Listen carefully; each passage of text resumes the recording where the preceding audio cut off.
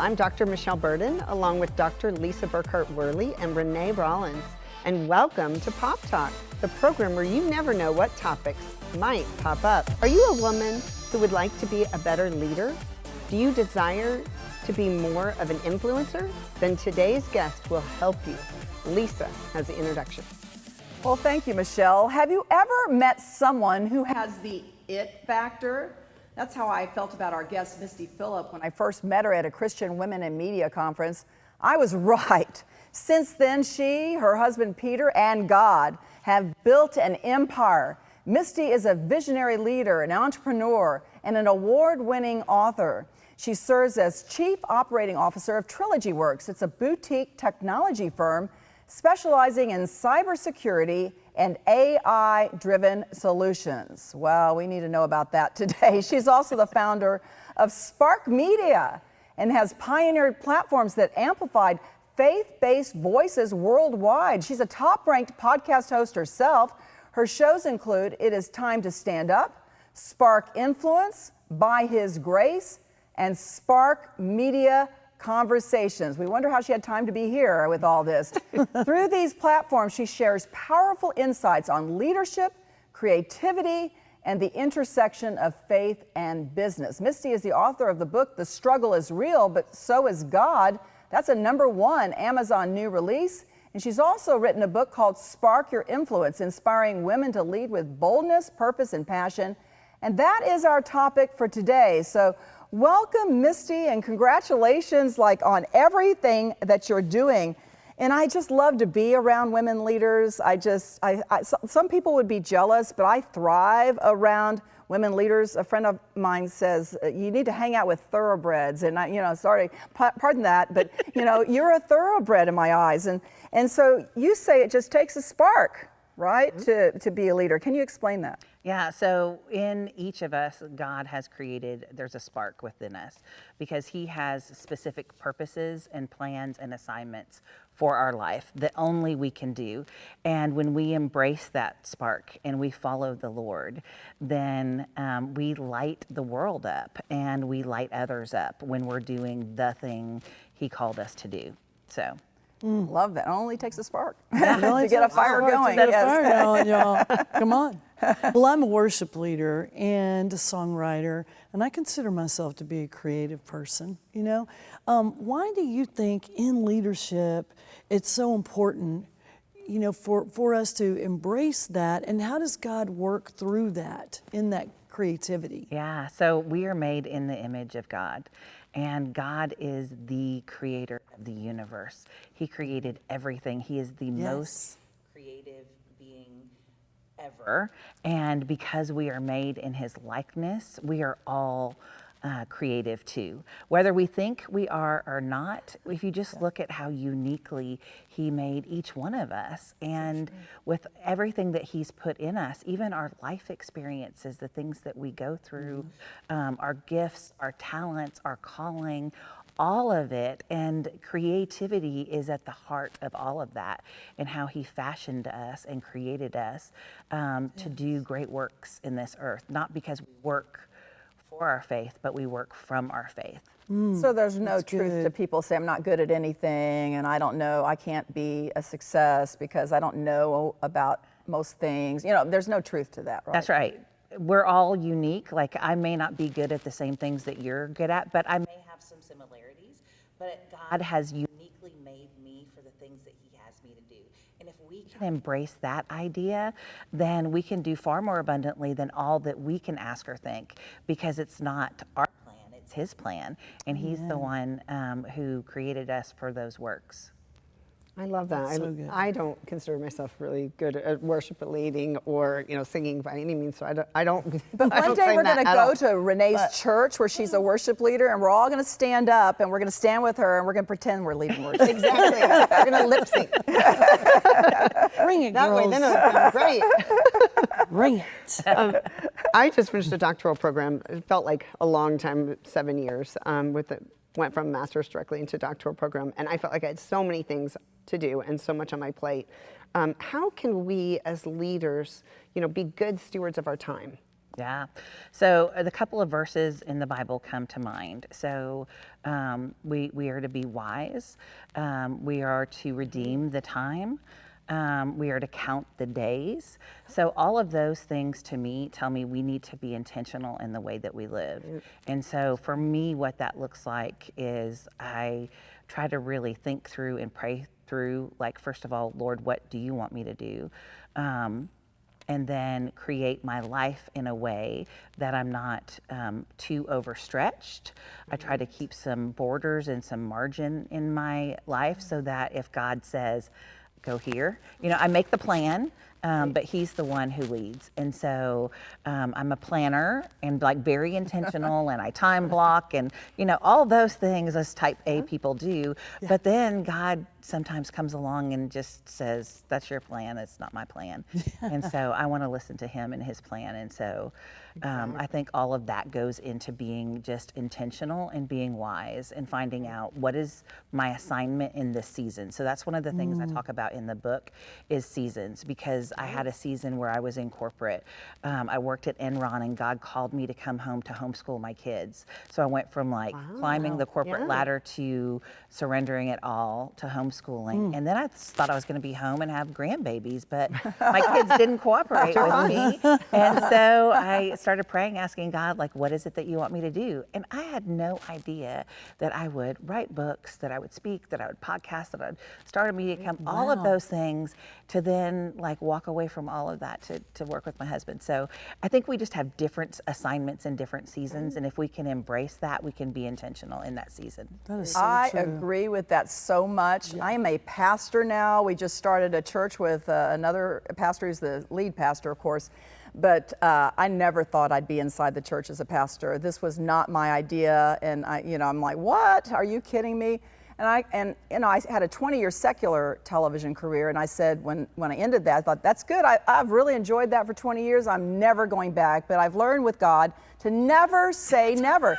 Never say never. Because he's up there, he's laughing at me. He's like, just wait, I'm going to call you back to this.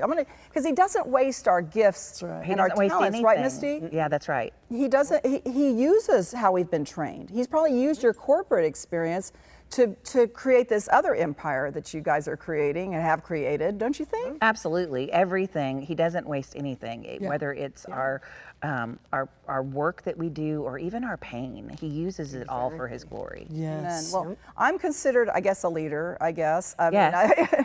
And sometimes people call me strong. I don't know why. I don't get that at all, but no, because I feel like I'm a broken woman, but my strength, I can do all things through Christ who strengthens me. My strength comes from the Lord. And so I just move in his strength, not my own strength. They don't see me sometimes in the morning weeping, and trying to just ask God for the strength. Or at the end of the day, it's like, you have to help me with this, Lord. I can't do this on my own. Right. And so I think we all have to rely on God. But can you think women are designed by God to be leaders? And can you explain that concept? Yeah, I think we're all leaders, right? Whether we're leading ourselves, maybe we're single and we're just leading ourselves, but that doesn't happen by accident, right? If you are a mother, you're leading your children, your family. Yes. If God has you in the workplace, you're constantly influencing others. And I wanted to take this concept in, our world, we have influencers, but really we all have influence that we steward. And as a part of that, we lead, whether we think we do or not. People are always watching, especially in the day that we live in with social media. Everybody is always watching. And so even the things that you put out online, are they uplifting people? So we have an opportunity to show up well in the world, and when we do that, then we influence others. And that brings up a question. We shouldn't look at social media and compare ourselves to other women on social, because people are going to put their best foot forward. You're not going to know all the really behind the scenes stuff. Don't compare yourself to what's on the outside there. That's right. Isn't that important? It is, and God's pie is big enough for everyone. And so we don't have to fuss or fight and strive and try to hold on to things, because the more open-handed we are, actually, I feel like the more the opportunity that gives for the Lord to bless us. That's so good. Yes. Maybe that's the reason I'm taking 27 pictures for one post on Instagram. Like, is that it? Oh, this one, that one. Well, I know one thing. We all believe Jesus is coming back, don't we? We know that he is. Praise the Lord. He's coming back soon. Yes. So how is it that God is using, how do you think God is using women in the end times right now? Yeah, so I share a story in the book that my friend, some of you may know, Amber Buto, does a lot of work in Africa. And there's a woman in Africa, and I share that story. And she told Amber one day, she said, it was a woman who brought Jesus into the world, and it will be women who usher him back. And I have just seen in the last couple of years the way God is rising women within the church, outside the walls of the church, but to proclaim Jesus in ways that I think women have not always had those opportunities. Right. Because now anybody with a cell phone can get online and have an audience. So we're living in very different days, and so I just see how he is empowering his women to be bold and to do the thing that he has called them to do. Okay, I just want to admit that bothered me at first, that everyone could be a television personality. It bothered me because I trained for it, but now I see how God's using it. He's using many people to reach the world in this way. Yeah. Yep. And we look at the Bible too. I mean, the Bible does actually talk about the importance of women when you really study the women. I mean, you look at Deborah, you look at Abigail, all the different powerful women that have really made a difference. But using, can you give us a biblical example or two of how women lead with wisdom and courage? Yeah, so I think about Deborah. She was a judge and a mother, and they wouldn't go without her, right? Like they wouldn't go into battle without her. She was wise. She sat under the tree. So she was a woman of many talents. And I think even the Proverbs 31 woman, sometimes she gets a bad rap. But if you really look at the things that she did, she was intentional with her time. She was a good steward of her resources.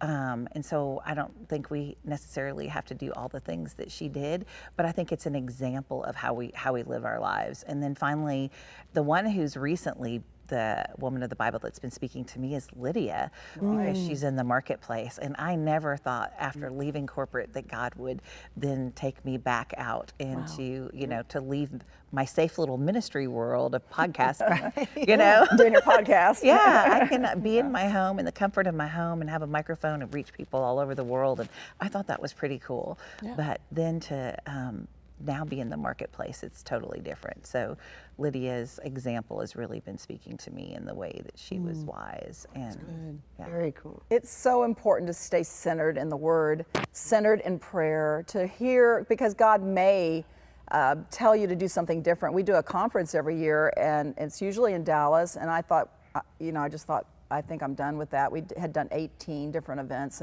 and so I was praying about it, and I was really listening, and the Lord spoke Austin into my spirit. And I said, Austin, you're telling me to go to Austin? And so we're working on that. We're trying to get that off the ground, because God told me, you're not done with the conference. I'm just changing your place for this year. And so that was pretty powerful. If you listen, you never know, what he's going to do. That's right. So I was just talking about this with a friend the other day, and women executives still have some trouble getting respect from the male executives. I've seen the glass ceiling time and time again. I was a female sportscaster. It was tough. You could only go so far with that. And I believe there's still a good old boys club, if you want to call it that. How can women leaders gain respect? Yeah, I think this is a really important question. Someone asked me why I wrote the book to women and why I didn't just write it to everyone, because a lot of the principles apply. And I said, because of this one specific chapter that I need to put in the book, which is women, because being in the podcast industry, being a leader, starting my own podcast conference and magazine and network and all of these things that I was doing, I was a leader, but as a woman in a very male-dominated space, face when I went there, and then I was a believer, they were like, aren't you sweet? And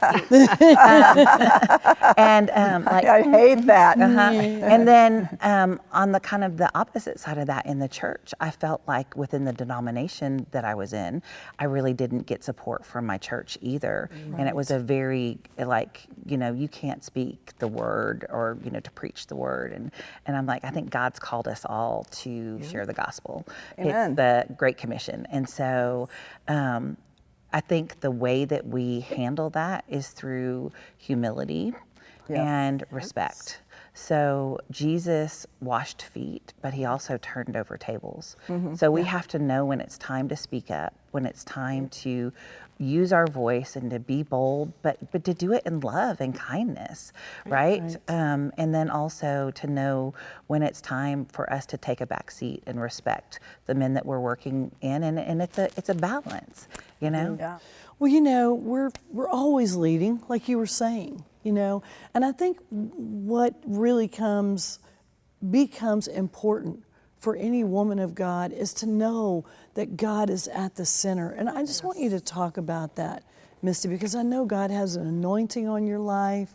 We've seen how God is using you.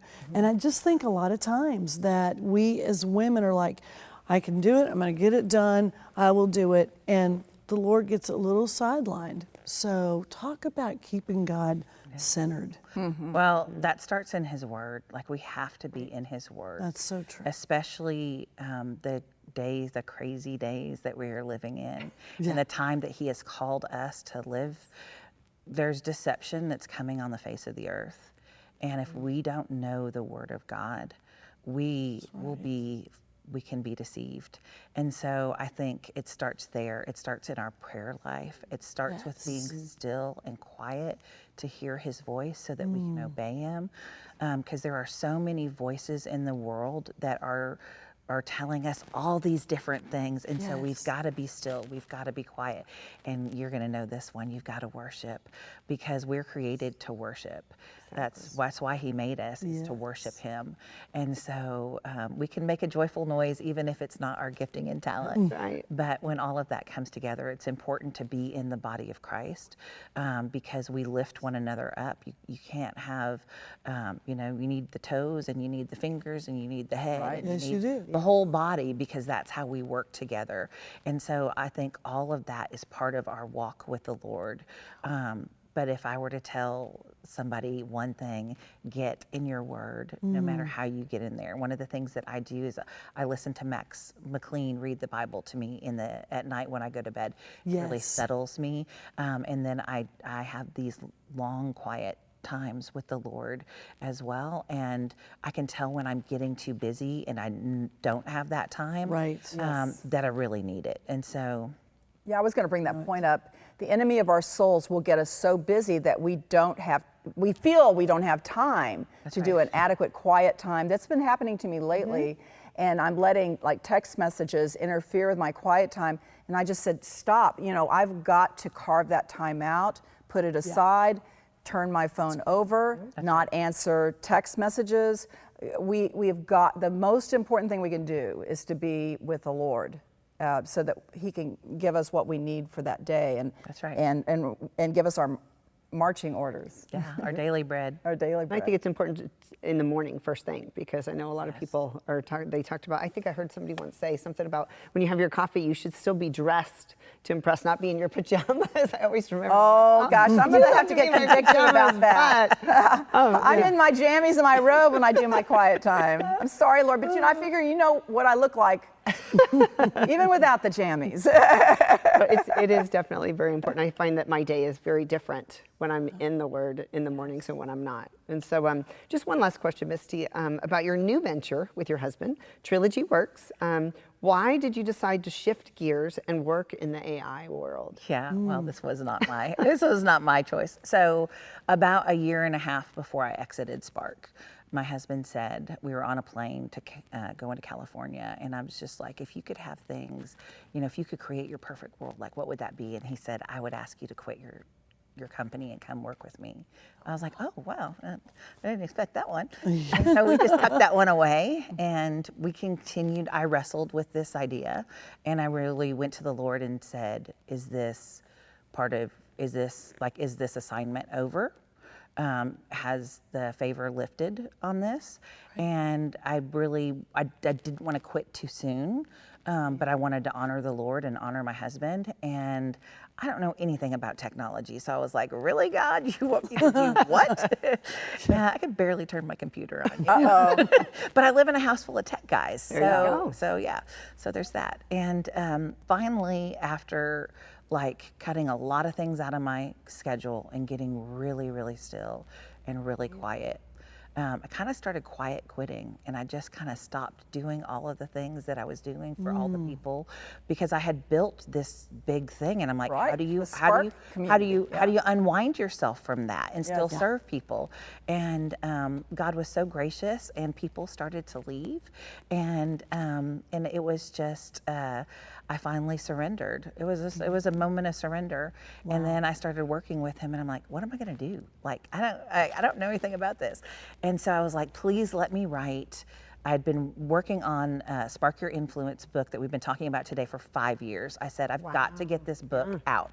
I was too busy because I would start and I would stop and I'd start. And I was like, let me get that out. And then I started taking client visits and doing, I always travel with him to our clients and all of that. And then finally, I was like, I think we need to write a book. And I felt very comfortable in AI because, that sounds weird, I felt comfortable because it's a level playing field. Right. I don't have to know all the tech terms and all the things that these people have spent years and years and years learning. So it put me on more of an even playing field. My husband had always wanted to write a book, and I was like, I can do this with him. And so I would write, and I would take it to him, and we would talk about it. Then I would write some more. And so that's kind of how all of that happened. And we wrote the book Upskill or Die: Thriving in the AI Revolution, because we see how AI is going to disrupt the world, and we knew we needed to get that book out very fast so that we could begin helping people. We have a little bit of time. Can you tell us how it's disrupting the world? Kind of inform us. I know we were talking about it a minute ago. Oh my gosh, in so many ways. And first, like white collar jobs, even creative jobs. So we were talking about media.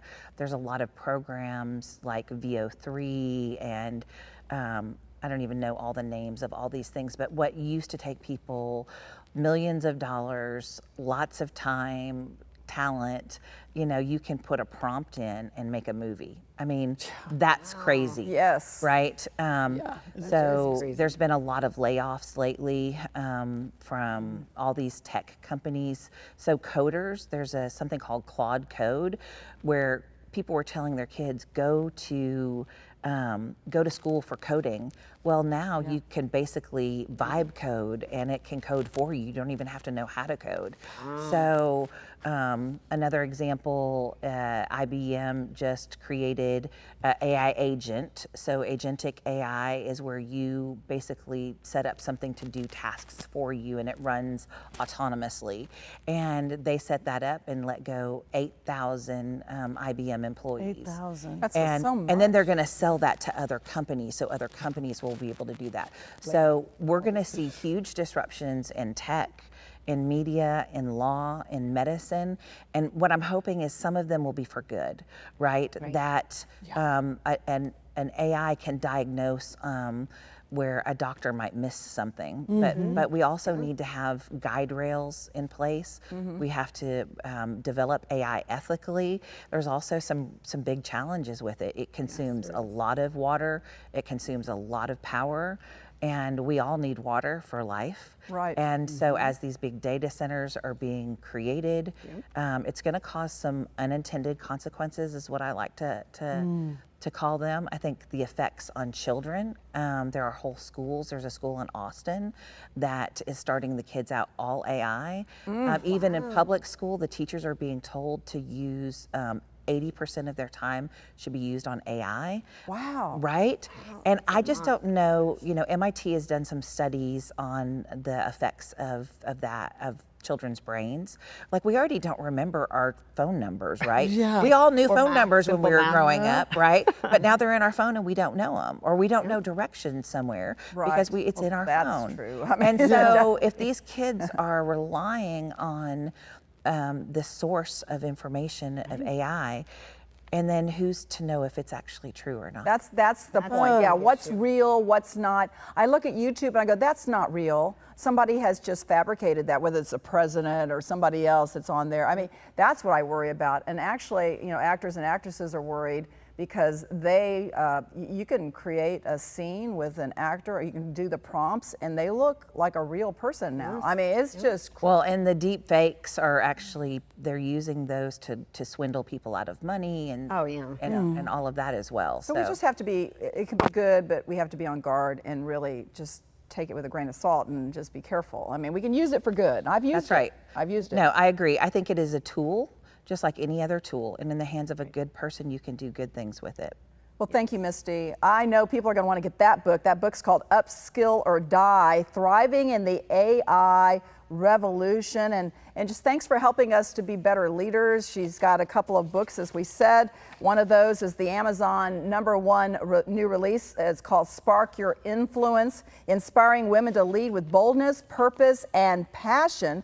And if you want to reach out to Misty Phillip, you can find her at either of her websites, or a couple, trilogyworks.com or mistyphillip.com. And she has that new book out, so you definitely want to get that. I think I've got to get that book because it's going to help me too. with AI. So Misty and her husband are doing great work, and they're helping all of us who really need to learn more about artificial intelligence.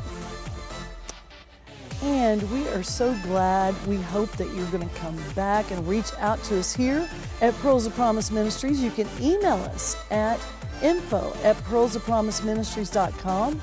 Please like us on Facebook at Pearls of Promise Ministries. Follow us on X at Pop Talk Media or at Pearls of Promise, or find us on Instagram at Pop_Ministries. And all of our past Pop Talk television shows and our award-winning documentaries are on our YouTube channel at Pearls of Promise Ministries. And thanks to our 26 television and radio platforms and a great production team from Grace Point Media. For all of your needs, go to gracepoint.media. So that is our program for today. Thanks for watching. We're just ordinary girls Who God turned into pearls. Have a wonderful week.